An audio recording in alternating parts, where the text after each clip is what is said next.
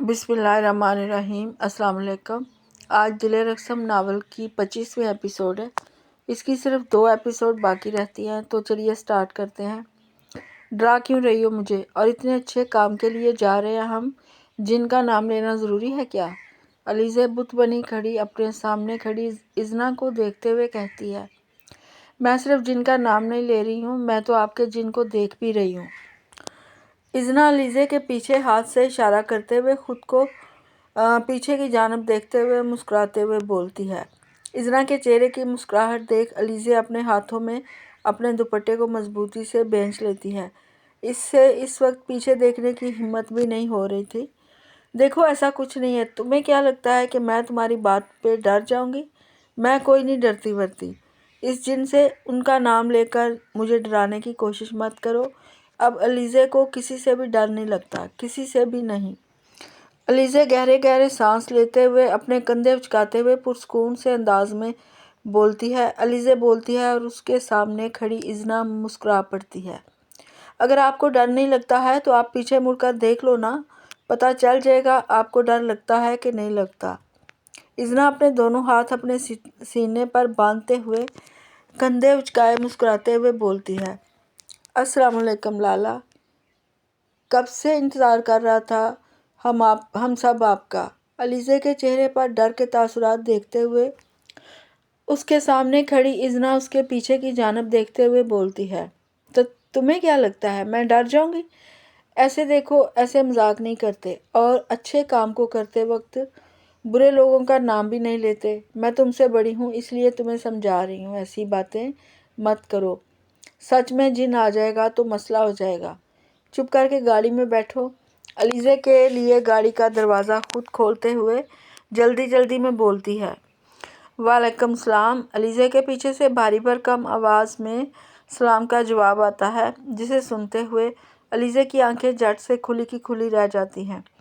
अलीज़े अपने सांस रोक के बड़ी बड़ी आंखें किए फ़ौरन से पलटकर पीछे की तरफ देखती है, जहां अपने सीने पर दोनों हाथ बांधे हुए, हल्की सी गर्दन टेढ़ी किए हुए, एक आईब्रो उचकाए हुए ज़रख़ान अलीज़े को देख रहा होता है।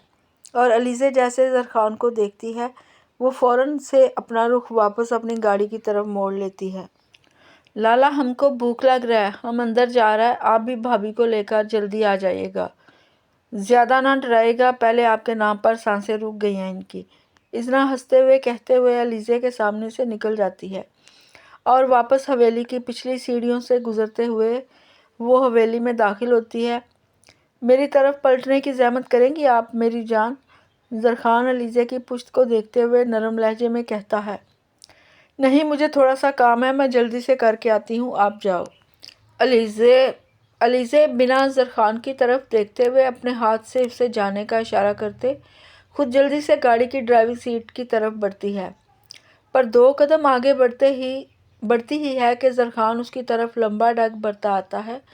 अलीज़े को कमर से पकड़े वो फ़ौरन से उसका रुख अपनी तरफ मोड़ते हुए अलीज़े के पुश्त को गाड़ी से लगा देता है। क्या फिर से भागने की तैयारी में हो? अलीज़े को गाड़ी से लगाए उसके दोनों तरफ अपने हाथ रखते हुए ज़रख़ान अलीज़े की आंखों में देखते हुए पूछता है। नहीं तो, अलीज़े बुखलाए हुए लहजे में जवाब देती है।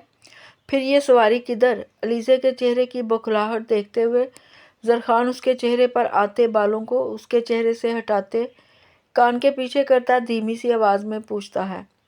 कहीं भी नहीं।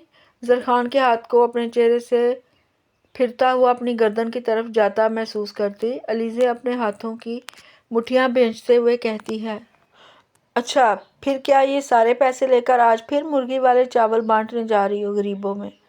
अलीज़े के चेहरे से नज़र हटाता ज़रख़ान अपने दाएं हाथ से ज़मीन पर गिरे अनगिनत लिफाफों की तरफ इशारा करते हुए पूछता है, आपको कैसे पता?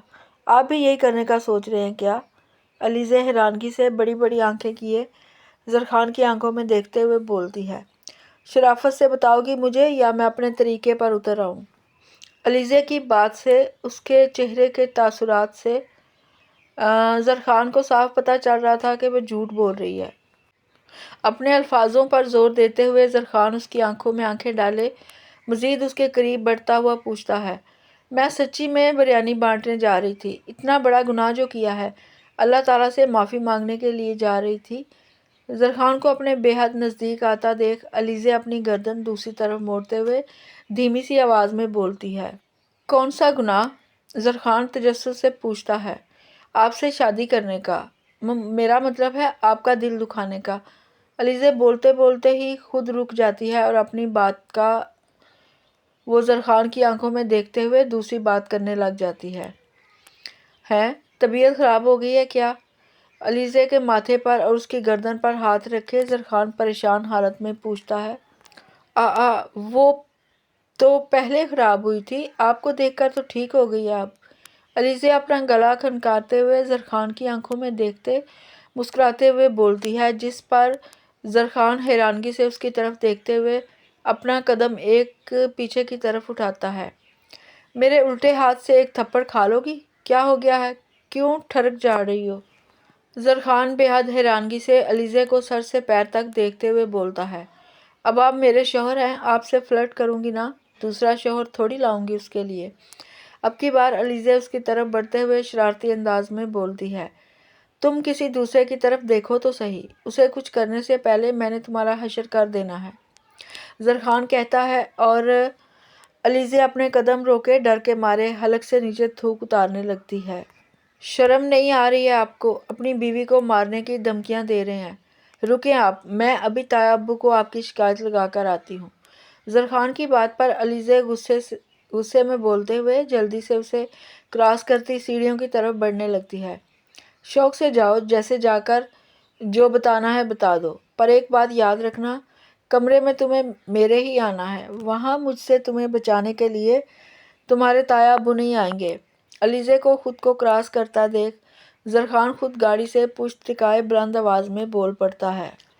اس کی آواز اتنی بلند تھی کہ اس کے سامنے سے جاتی ہوئی علیزے بآسانی اس کی بات سنتے ہی وہ اپنے قدم روکے پلٹ کر حیرانگی سے زرخان کو دیکھتی ہے۔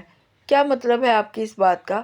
علیزے چھوٹی چھوٹی آنکھیں کرتی مکمل رخ زرخان کی طرف موڑتے ہوئے پوچھتی ہے۔ وہی جو تم سمجھ رہی ہو میری جان، جاؤ لگاؤ شکایت۔ تمہیں کیا لگتا ہے مجھے ڈر لگتا ہے کسی سے؟ تمہارا شوہر کسی سے نہیں ڈرتا میرا بچہ، تمہیں مجھ سے ڈرنا چاہیے۔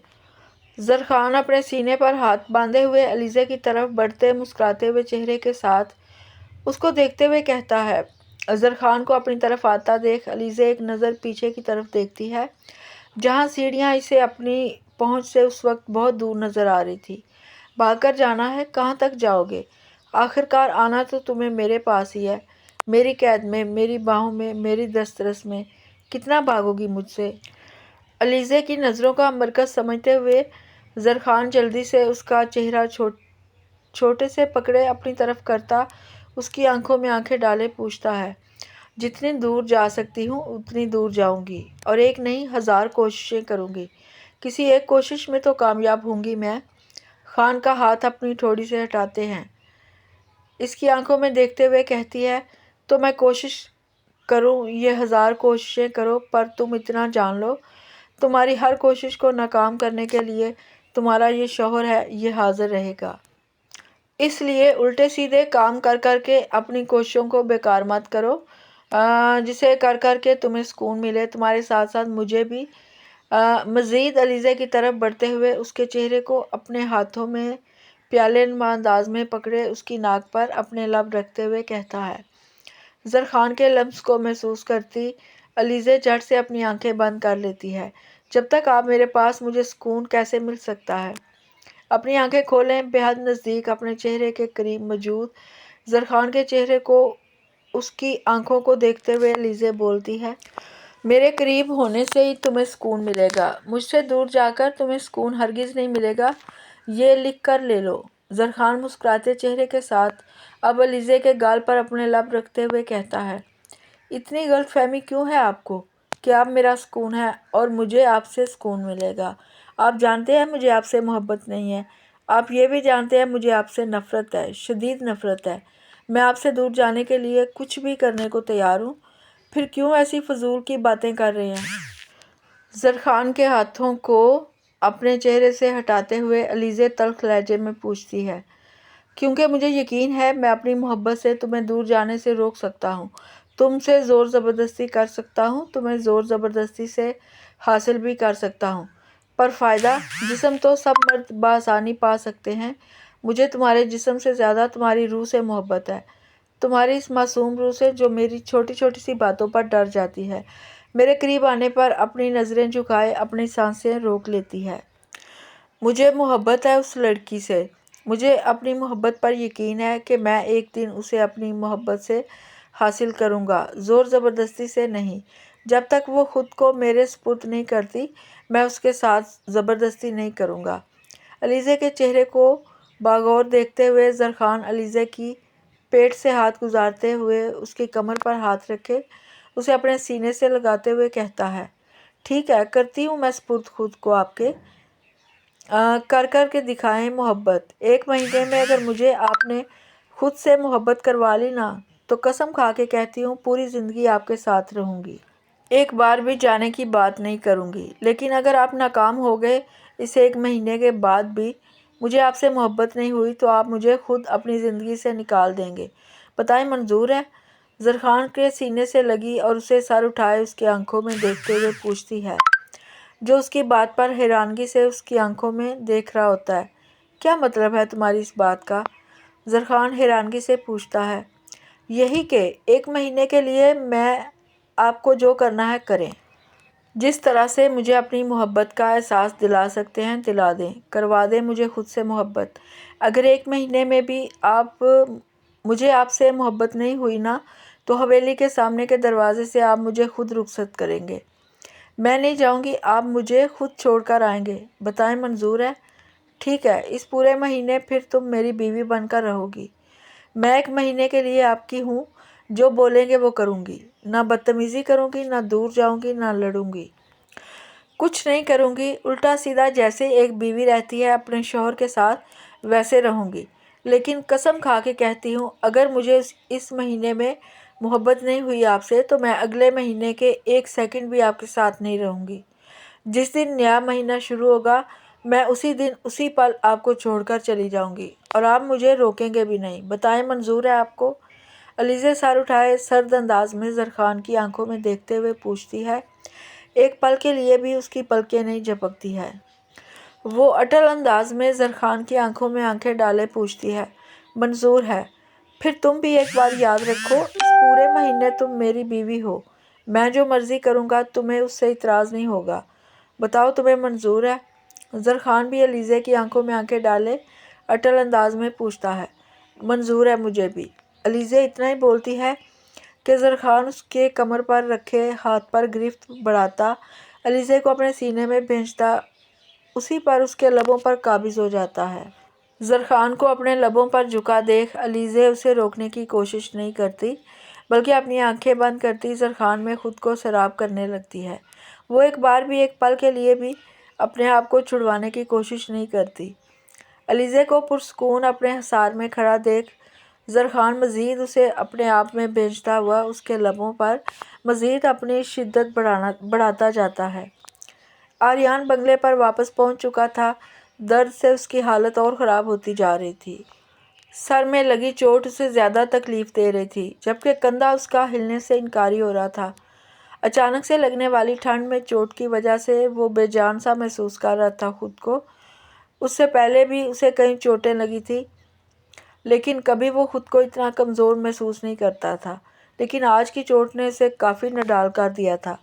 گاڑی بنگلے کے دروازے کے بالکل سامنے جا رکتی ہے، گاڑی کے رکنے کے بعد آریان کچھ پل گاڑی میں ہی بیٹھا رہتا ہے اور خود کو کمپوز کرتا باہر نکلنے کے لیے ہمت اکٹھی کرتا آریان گاڑی سے باہر نکلتا ہے اور ایک گارڈ اسے خون میں لت پت دیکھتے ہوئے جلدی سے اس کے پاس دوڑتے ہوئے آتا ہے، اسے سہارا دینے کے لیے آریان کی طرف ہاتھ بڑھاتا ہے، پر آریان ہاتھ پکڑنے سے پہلے ہی اسے ایک نظر گھور کر اس کو دیکھتا ہے جس سے وہ فوراً سے واپس اپنی جگہ پر جا کھڑا ہوتا ہے اور آریان خود اپنے قدم بنگلے کے اندر کی طرف اٹھاتا ہے۔ اندر داخل ہوتا ہی ہے کہ سامنے سے اسٹڈی روم سے شیروز کو نکلتا دیکھ آریان گہری سانس لیتے ہوئے حال میں صوفے پر جا بیٹھتا ہے۔ آریان کو خون میں تر دیکھتے ہوئے شیروز جلدی سے اس کی طرف آتا ہے जो अपने हाथ काले रंग की फाइल पकड़े हुए वो माथे पर परेशानी के बाल डाले स्टडी रूम से बाहर निकलता है और दरवाजे से अंदर दाखिल होते हुए अचानक से आर्यन को देखता है और वो फाइल टेबल पर रखता फ़ौरन से आर्यन की तरफ मुतवज्जो होता है। ये क्या हुआ है आपको? शेरोज़ परेशानी की हालत में आर्यन को देखते हुए उसकी तरफ बढ़ते हुए पूछता जाता है और उसके सामने आ खड़ा होता है। क्या नज़र आ रहा है तुम्हें? आर्यन बेहद बेजार लहजे में कहता है। कहीं मुंह मारा हुआ नज़र आ रहा है। आर्यन के चेहरे को बगौर देखते हुए शेरोज़ उसके सामने पड़े टेबल पर बैठते हुए गंदा सा मुंह बनाए कहता है, लाख की लानत तुम्हारी शक्ल पर। नहीं, लाख की नहीं, 1 रुपये की लानत तुम्हारी शक्ल पर। बाकायदा अपने हाथ से लानत देते हुए कुछ सख्त लहजे में कहता है और कहते ही अपनी नज़रें पूरे बंगले में दौड़ाने लगता है किसी को ढूंढने के लिए। फ़िलहाल तो लाख की भी और 1 रुपये की भी लानत बरसती हुई कहीं और नज़र आ रही है। शेरोज़ धीमे से लहजे में अपना गला खनकारते हुए कहता है और कहते ही जल्दी से अपने मुंह पर हाथ रखे अपनी नज़रें आर्यन से फेर लेता है। बकवास बंद करो ब्लैक बॉक्स, उससे पहले मैं तुम्हारी दुनिया में भी अंधेरा कर दूं। सोफे पर सीधे हाथ की तरफ पड़ी गद्दी उठाए शेरोज़ के मुंह पर मारते हुए तल्ख लहजे में बोला, हाँ, बिल्ली के ख्वाब में छिछड़े, मुझे हाथ भी नहीं लगा सकते हैं आप। पुलिस के पास पहुंच जाऊंगा मैं, शेरोज़ कहता है और फ़ौरन से उठ खड़ा होता है। अपने कोट की इनर जेब से फ़ोन निकालें वो डॉक्टर को फ़ोन मिलाने लगता है। शायद भूल रहे हो तुम, ये पुलिस वाले मेरा कुछ नहीं बिगाड़ सकते हैं। सर उठाए शेरोज़ को देखते हुए बोलता है जो उस वक्त फ़ोन में नज़रें जमाए डॉक्टर का नंबर ढूंढ रहा था।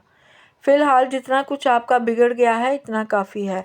वैसे सच बताएं, कहाँ मुंह मारा है? मेरा मतलब है कहाँ से मुंह तुड़वाया है आपने? शेरोज़ डॉक्टर का नंबर मिलाए फ़ोन कान से लगाते हुए फिर भी आर्यन को छेड़ने वाले अंदाज में पूछता है उससे। गाड़ी से एक्सीडेंट हो गया है।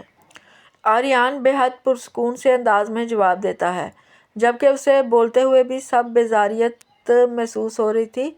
नज़र मुसलसल किसी की तलाश में इधर उधर घूम रही थी पर जिसे वो देखना चाहता था वो अब तक उसकी नज़रों के सामने नहीं आया था।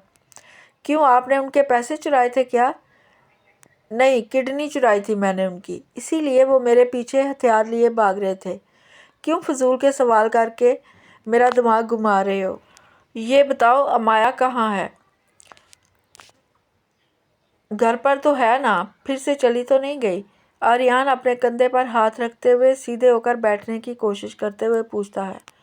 आर्यन शेरोज़ की तरफ सर उठाए उसके चेहरे को देखते हुए मज़ीद कुछ पूछता है इससे पहले ही अमाया सीढ़ियों से नीचे उतरती हुई उसे नज़र आती है। स्किन कलर की रेशमी लॉन्ग फ्रॉक पहने हुए, दोनों कंधों पर दुपट्टा ओढ़े हुए, अपने बालों को खुला छोड़े अमाया सादी सी भी बेहद खूबसूरत लग रही थी।